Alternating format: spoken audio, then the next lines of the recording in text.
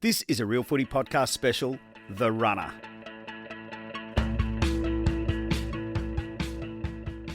AFL football is rare in world sport for having people running out onto the field of play during play, dispatching messages from the coach. These are people that are the conduit between the coach and the players in real time. Suffice to say, though, not all messages arrive as they were sent, and the messages that go back to the coach are seldom delivered. My name is Michael Gleeson, and joining me today is one of the longest-serving runners. I think ran in more games than anyone else, for more clubs than anyone else, and for more coaches than anyone else, Brendan Riseley. Welcome, Brendan. Thank you, Michael. Thank you for having me. Now, first of all, I think most people in footy, if I just refer to you as the name Brendan Riseley, won't know who you are, but they will know you as Drugsy.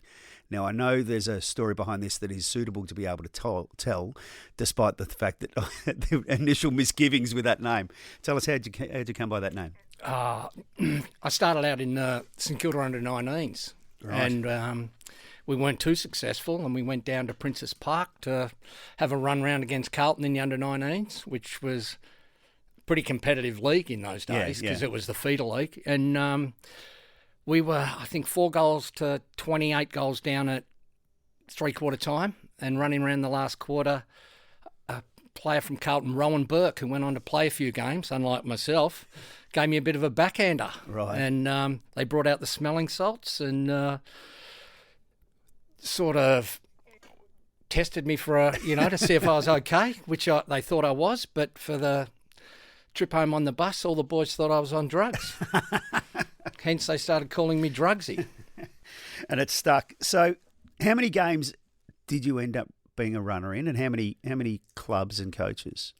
I started in 1990 Right. with the Brisbane Bears, and I finished in 2017 with the Gold Coast Suns. But there was various clubs in between. I think there was 9, you said. And 9 all up. So we started with the Brisbane Bears. Yeah. Then I lived next door to Bernie Quinlan in Melbourne because I was only the Melbourne runner, base runner. So I ran with Bernie for, I think, not even a year. Right. We got, tipped out, or he got tipped out, and I generally followed because I ran for the coach. Then I went to North Melbourne in the reserve competition with Tony Elshaw, and Dennis Pagan was obviously the senior coach. Then I went with Rodney Eade. That was sort of my first, off to Sydney, and I stayed there for 7 years. Then Rodney finished up, and I went with Dennis Pagan to Carlton, and I spent the next 5 years at Carlton, and then Rodney Eade went to... Dennis was eager for Rodney to take over, get a new job as coach, wasn't he? Yeah. Well, during one of the Carlton games, Rodney had got the Bulldogs job, and I was running at Carlton, and I went out and gave a message, and I came back, and Dennis said to me he hoped that Rodney Eade would take me on board now that he had the Bulldogs job. And nice. He said no hard feelings after the game, but I was like, no hard feelings, thanks, Dennis. Yeah, we hope Rocket gets this bloody job, he said. Then after that, I went to Melbourne for a year, Collingwood for a year, and then ended up at the Gold Coast. Tell us about how you ended up getting your first game, because someone else had been running all year. Yeah, the first senior game, I was the reserves runner for Brisbane, the Brisbane Bears, and Rodney Eade was the coach. And we used to play before the main game, and we played at Windy Hill, the second last game of the season. And the runner for the seniors, Jim Christo, he was told to give a message that the umpire at the time, the umpire, a direct message to the umpire that the umpire was a bloody cheat, or he was cheating. So he obviously went out and gave the umpire the message, and then the umpire asked him, "Are you talking to me?" And he said, "Yeah, I am." So he ran back, and then I think they used to give you forms after the game to say, a report. You've been reported. And Jim got reported, and when he went to the tribunal, he informed the head of the tribunal that he was the... they would have said, was that your message, or was it the coach's message. Yeah. Wolsey was the coach at the Wolsey time. was the coach, but that was Jim's message, according to Jim. And Jim copped 12 months, and I rolled up the next week and I was doing the seniors down at Moorabbin. There was a moment when you got asked to send out a similar message, wasn't there, to Peter Cameron one day, and you wandered out. Yeah. And didn't quite deliver the same. Well, you would have learnt from what happened with Jim. I learned from Jim. Peter Cameron was the umpire, and he's a pretty friendly sort of a guy. Yeah. You know, there was only one umpire in those days, I'm pretty sure. One or two? Two, maybe, yeah. Maybe two. Peter Cameron was sort of, Yeah. So I just ran out and saw Peter there, and I said, how you going? He goes, it's bloody hot today, isn't it, mate? I go, yeah, I was over in Perth, and ran back, and Wolsey saw it, and he said, well done. That's what we want. Why'd you pass it on those messages? Hold them accountable.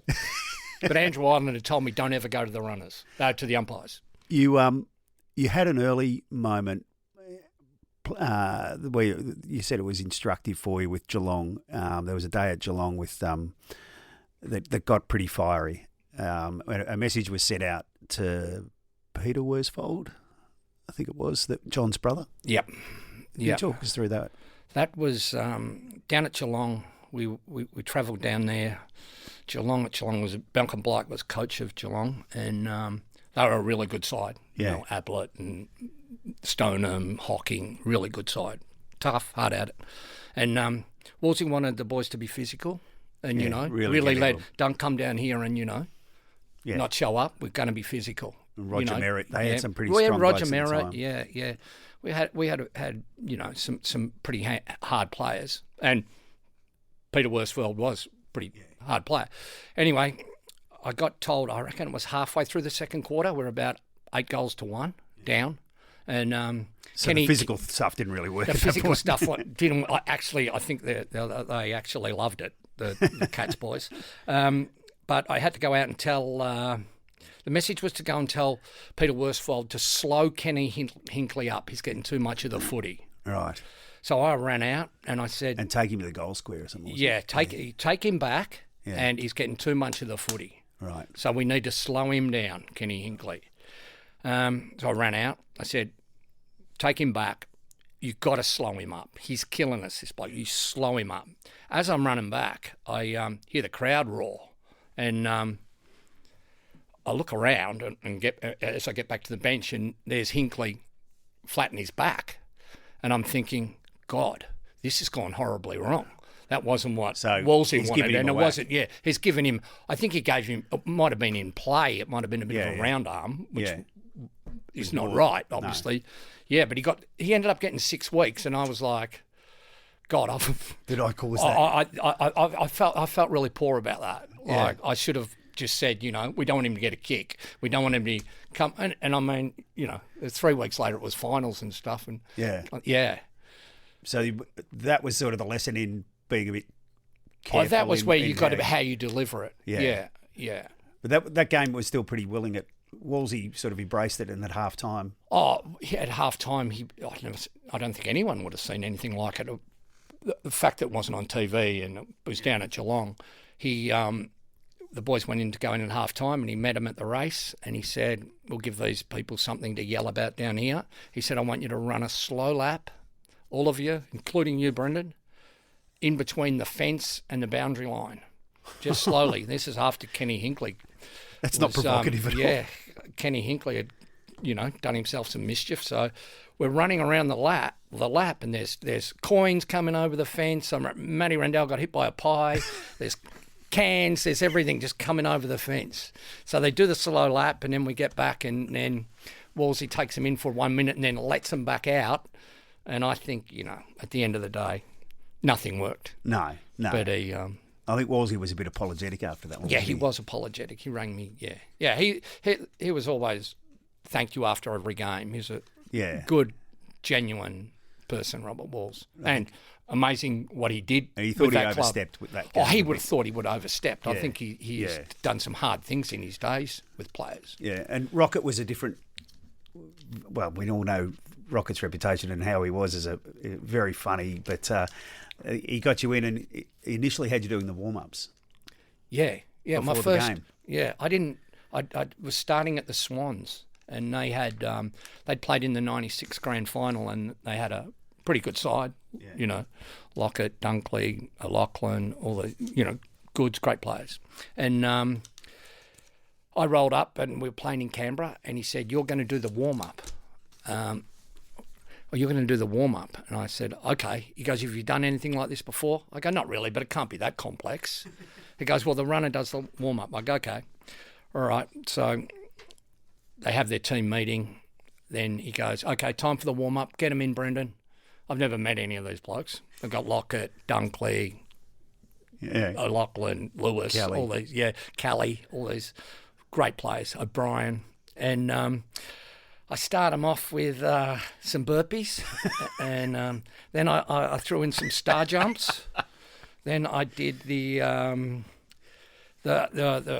windmill from a windmill exercise, and then my last one was they got a partner and they did like a chainsaw, a pumping reaction. And then I said, "That's it, boys, come on, Ready to go." And then, ready to go. Be ready to go. And then Rocket came up and said, "Well, we won't be doing that in a minute. You still got 7 minutes to go." I said, "Oh, I ran out of material." Hence, I never did the warm up again. We'll get someone else. We'll get the property steward to do it. Tell us about the day with Plugger. That there's a couple of Plugger stories. He cleaned up some teammates a couple of times. I think he cleaned up Dale Lewis and Mickey O one day, and Rocket sent you out with a message for him. Yeah. He used to. I'll be honest. In the years I was there, I probably went to him once a year. Yeah. He didn't go there much because he didn't do too much wrong. The other thing was he generally kicked 6 or 8 goals anyway, and he was, you know, pretty passionate about what he was doing. So it was his way down there. And he laid out, and they were in the hole where a lot of players would have gone over their journey in that hole where Lockett was, and it's not good. Anyway, he crashed the pack, and 2 of our boys, Mickey O'Loughlin, who was Rocket's favourite, and Dale Lewis, they went down. One was corked, and the other one was a bit dazed. The message was, you go and tell Tony he's just killed 2 of our blokes.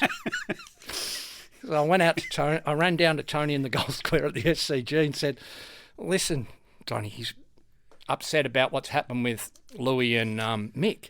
He goes, well, if they want to stand there, if they want to go in there, that's what they're going to cop. And might have been an expletive in there as well from Tony. You tell Rocket. Yeah, and he goes, you can go and tell Rocket, you know, that if he doesn't like it, you know, well, that's what's going to happen.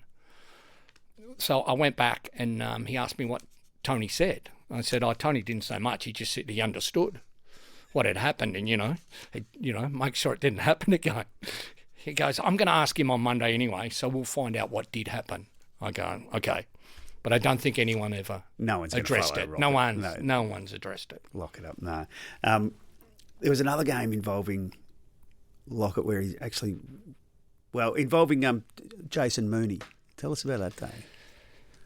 Oh, that was up at, must have been up at the Gabba. We played up at the Gabba, and I think Tony didn't play, and Jason Mooney was centre forward, but he was probably playing full forward that day. And I got a message to go out to. He had a shot for goal from like 60 out, and he put it right into they call it the third umpire. He kicked it to the third umpire. That was Rockets, where they kicked it if they couldn't make the distance. That's where they had to kick it. And that's where they kick it to the third umpire. And Tony used to run out to that spot. That's where goal. Goal. So he kicked it to the third umpire, and I went out and Rocket said, "Why is he kicking it there?" And so I ran out and said, "Why are you kicking it there, Jason? What's happened here? You know, you're fair way out." He goes, "I was kicking it to Tony." He goes, "I kicked it to Plugger." I go, "Plugger's not playing." He goes, "Oh, I didn't realise." So then I went back and they asked what happened, and I said, "Well, he's kicking it to Plugger." They go, "Plugger's not playing." He said, so they sent the doctor out, and obviously he was concussed and had lost, or He'd lost track of where he was. Somehow. Yeah, but that was his explanation. And, yeah. Players that you didn't go out to too often occasionally got confused. I think you went out to get Ryan Griffin off one day and went past Ben Hudson. Yeah. Tell us about that. He misunderstood. Yeah, Ryan Griffin, he was always very slow coming off. Yeah. Like, Rocket would be like, because Boyd and that would be waiting to come on. And so I went to get Ryan Griffin off, who's slow anyway. And I said to Ben Hudson, keep it going on the way through. I was giving my own sort of encouraging message. Yeah. So I went to Griffin. I had to curry him up because Rocket used to say, he's waddling like a duck. Get him off. So I said, we need to get off quickly here, Griff. And Griff's got off. And when I got back there, Ben Hudson's sitting there. And then Rocket goes, why is Ben Hudson off? And I said, I don't know. And Ben Hudson said, because you told me to get off. I said, I didn't tell you to get off. I just said, keep it going. He goes, well, you never talked to me. So I didn't listen to what you said, but I assumed you wanted me off. So that's when we're a ruckman down. Yeah, I didn't really talk to him out in the field. He sort of wasn't one of those blokes that you took off much. No, someone else jumped in, didn't they? Yeah, he told me to come off too. Yeah. Ryan Hargraves, yeah. That's right. Yeah, if you asked them how they were going, they just come off. It's like, yeah, that's when you got to stop, What was Dennis like? Dennis was really good. Yeah, he was a really great coach. He was amazing with the players too, and he'd play mind games and with not only the players, me as well. Like he was really passionate about the game and demanded, everyone, But he'd send There's war without weapons and all that sort of stuff. We roll up. He goes, we roll up. We're playing a Collingwood, and he'll go, Collingwood roll up with machine guns and we roll up with pop guns. He goes, it's supposed to be a war. You can't win a war with pop guns. Things like that. Yeah. I think there was a day where he had to switch the full forward and full back. I think it might have been Satanta and Thornton or something like that. And you tried to do it as quickly as you could. Yeah. He goes, switch Santata and Brett Thornton. And I said, okay. So you got to take the forward first. Yeah. So there's can't take the back. So I'm down getting Santata, who's a terrific bloke, but like he's not really understanding the game and the running and all that because he's coming from Ireland. Yeah, he's coming from Ireland. So anyway, I'm waving him, and he's come up slowly, and then I'm taking him down, and then wave Thornton from the other end, and Thornton comes, and anyway, we get it done. Full back to full forward at the MCG. It's a long move, and there's a lot of traffic around. Yeah. And I go back, and Dennis goes, "What the?" Like, first thing you know when you get back, the guy who's got the phone hands you the phone. This isn't going to be good. Yeah, this is going to be. Put Brendan on the phone. Yeah, on the phone. I'm here. Yeah, okay. You might as well be a Flinders Street traffic cop. You waving out there, showing people what we're doing. I don't know why. You know what we'll do next time? You can run up the stairs, go into Mick Malthouse's coaching box, and tell Mick what we're doing rather than going out there and making a fool of yourself. I said, okay, all right, yeah. And then later on in that day, I got stuck in quicksand. He was going to ring Stephen Goff because Brendan is stuck in quicksand in the middle of the MCG. That's how slow I was going, you reckon? He's unsparing about your thoughts at this point. Yeah, I didn't worry about my Rocket thoughts. used to, Brendan's got the caravan. Yeah. You saw when I used to run early days with Rocket at the SCG, I used to do it and think, I've just not got to get myself in trouble here. So I just do it quarter by quarter. Yeah. Like, and the first quarter might go by and everything's gone well from my end. Yeah. And then the second quarter's going okay, and then maybe the third quarter something goes wrong. Yeah. And not necessarily anyone's fault, but like all of a sudden I've got I'm towing a caravan. I look like, I look like running in high heels. Yeah, I'm running on broken glass. Yeah, Brendan's got a stone in his shoe. Or Brendan stood on a nail, has he? And then after the game, like the other coaches would be just like, I think I didn't have a bad game. They just walk in and shake their head because I didn't realise I had the caravan on early, pulling a caravan. That was about the day that you had to get some players off as well. I think Brendan Favola had kicked. I think Dennis was coach for Carlton, and Brendan Favola put Carlton ahead coming from behind against Adelaide, and you had to get players back. Yeah, that was Adelaide when Brendan Favola actually kicked an amazing goal from the boundary, and I think there's a few minutes to go, maybe 3 or 4 minutes to go, and in those days they just got all the forwards back and just pack it up. Anyway, so the message was, if Brendan kicks the goal, get all the forwards and send them. Put them back, send them all back. So I've gone out and I'm doing that, and I've got 5 of them back, including Fev, and they're waving me back to the bench, and I'm thinking, oh, well, they must want me to come back. Another message, maybe. So I go back, and they go, what are you doing? I go, you wave me back. And then it goes, why is Digby Morrell standing at full forward when we don't need a forward, Brendan? What have you done there? I go, I got called back. I was, cemented. I don't know. And you left Digby there of all blokes. Poor Digby. And then after the game, panic with Digby Morrell. And after the game, I said, cemented here. And he goes, heat of the battle, son. Heat of the battle. But he was known for changing his mind a bit, and you expected to know that. Yeah, he did. Like one day at Princess Park, I ran out to get Ryan. He said, before the bounce, they used to do stuff like that. You get Ryan Houlihan off. Get him off quick, before they bounce it. I'm out there. I get Ryan Houlihan off, and then I get back to the bench, and he goes, this is amateur hour. He goes, I changed my mind. I wanted Bannister. I wanted Jordan Bannister off, not Ryan. He goes, you're going to cost people their jobs, Brendan. I go, okay. He goes, you look back when you run out. You've got to look back. You can't just run with your head down. You can't just take the message I gave you and assume that I meant the message to go out. You can't just run out willy-nilly. Might as well get Snowy from the tram. Snowy from the tram. Yeah, Snowy used to come up every now and then. And Rocket had a few with Brian Lake. He was a special.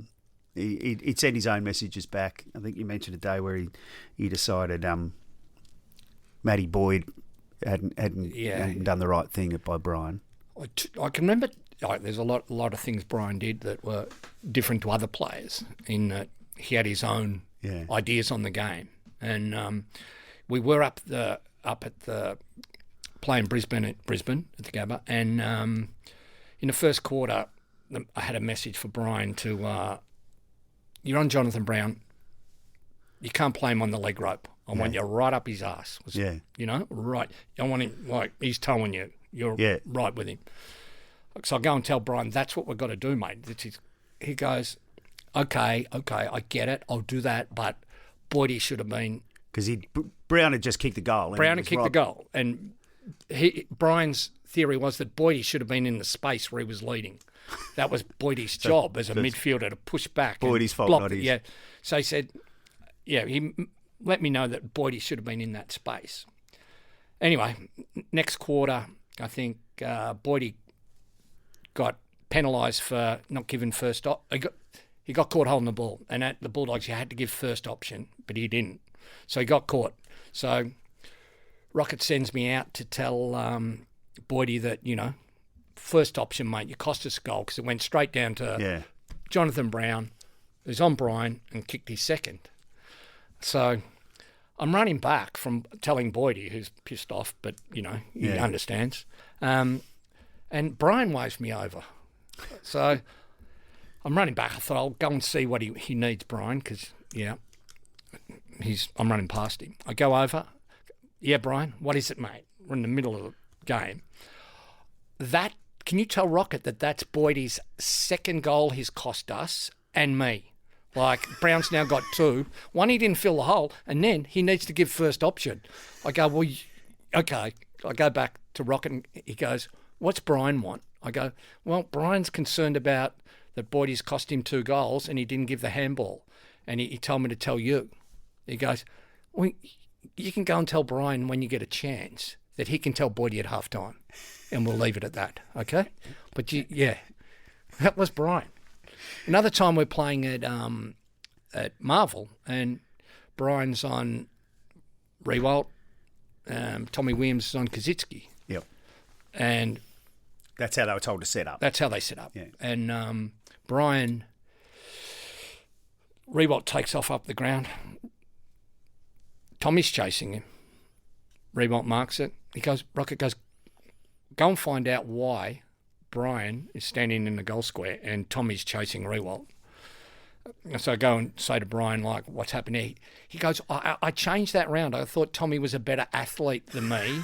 And I thought with Tommy being a bit quicker that he would be better a match up for Rewalt. But I'll swap it back now.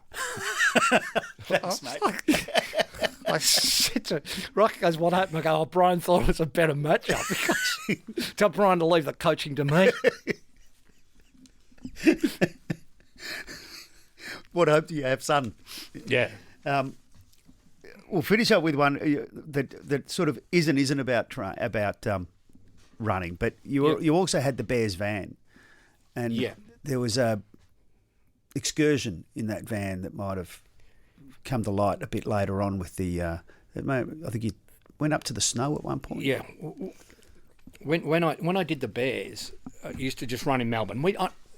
We Melbourne and interstate. Yeah. So it's probably 8 games a year, like 5 in Melbourne, 1 at Geelong, whatever it was. It was like that. And the property stewards had this van that they used to leave in Melbourne, and they used to leave it at my house, and it'd have like an esky and, massage tables and drink bottles, all that sort of stuff. Anyway, I used to take that out and use it I had a bit of a cleaning business. So I used to use it, and people, They knew. Gave them a bit of advertising around. Because it's all painted up. Yeah, it's painted up. It's got a bear on the side of it. It's got pink. Purple. It's pink, yellow, and pink. Yeah, pink, yellow, and white. Burgundy or white. Yeah.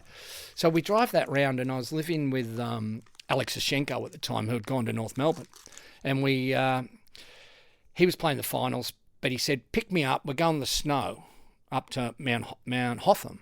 We're going skiing with Darren Crocker and Craig Scholl." I said, okay. So I picked him up in the Bearmobile, and we drove it from North Melbourne up to Mount Hotham. We went to Bright and then up to Mount Hotham, and we stayed there for 4 days skiing. And skiing and, whatever. Partying, a bit of partying, end of season.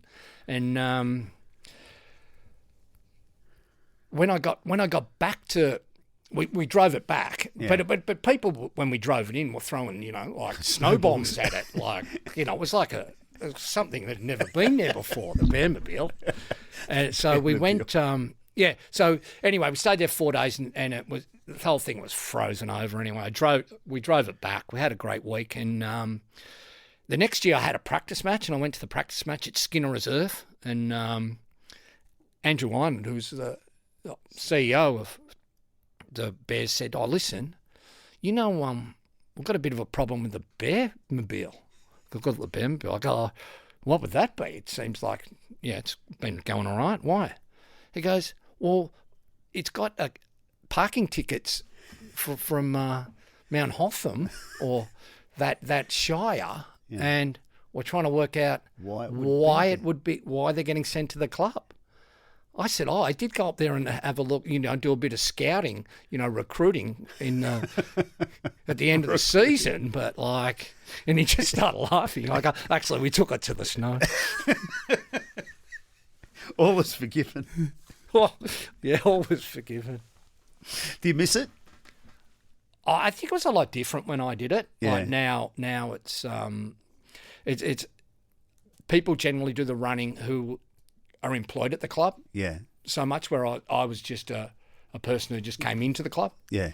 And worked with, and I only used to go to training once a week or whatever. Yeah. And, it was more about the morale of it all. Your allegiance was to the coach rather than the club. Yeah, When you've been to 9 or so clubs, you're going to be connected to people rather than clubs. Yeah, so when Rocket finished up at Sydney, I finished too. Yeah. Then Dennis, when he finished at Carlton, I finished too. Yeah. Then Rocket at the Bulldogs, I finished too. And then when Rocket, yeah. And he'd pick you up somewhere, yeah. Yeah, you'd end up somewhere else. And that wasn't why I quit, but you're doing it for the coach. Yeah. Yeah, that's who you work with. Yeah. And there are great people at all these footy clubs. There's a lot. I met so many great people, and still today I'm mates with a lot of people through it. We've only just touched the surface of these stories. We could talk for hours, but thanks very much for coming in and joining us, Brendan. It's been great having you on the Real Footy podcast. Thanks very much for joining us. Thanks, Michael.